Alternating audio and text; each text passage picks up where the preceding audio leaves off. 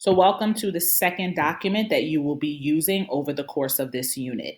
This is your dialectical journal, and it is going to be obviously for our text, A Raisin in the Sun. So this journal is what we call a working document. You've heard us make that statement before or use that term. A working document simply means we are consistently working in it.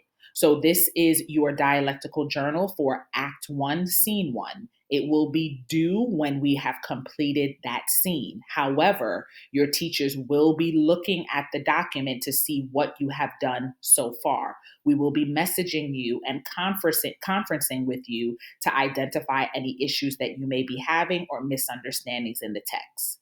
So, how do you work or use a dialectical journal for those of you who have never used it before? Well, a dialectical journal is pretty much something that students can use to ask questions about the text, make connections in the text, or analyze and think deeply about the text.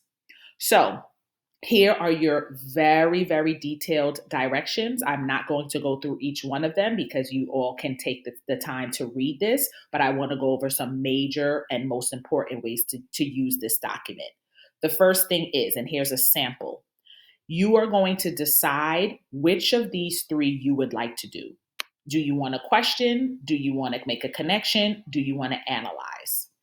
Now, for the first week, we will be giving you evidence from the text. So this is a sample from Romeo and Juliet. Here is from Act 4, Scene 3, when Juliet was about to drink the potion. Here are the lines, and you will see this in your document.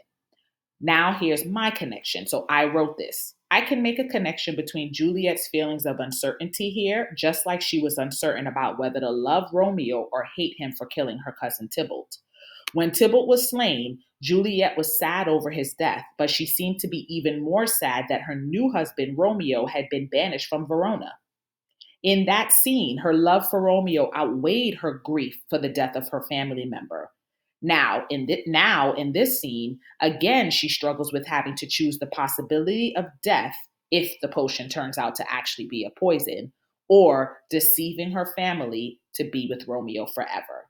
So I made a connection. Even though in these lines here, this was her about to drink the potion, I made a connection back to 2 scenes ago or 3 scenes before that when she was struggling with, do I hate Romeo or do I love Romeo?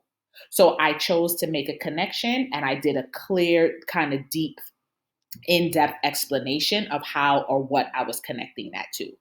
So you have 3 dialectical journals here. And according to the directions, it states that you must compose 3 dialectical journal entries for each act of the play.